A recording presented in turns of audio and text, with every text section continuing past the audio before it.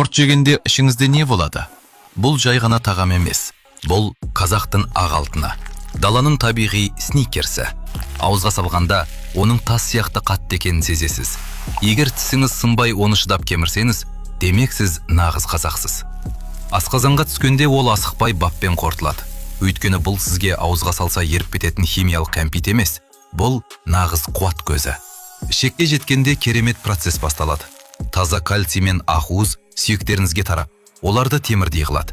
Бұл шветке күш бітеді.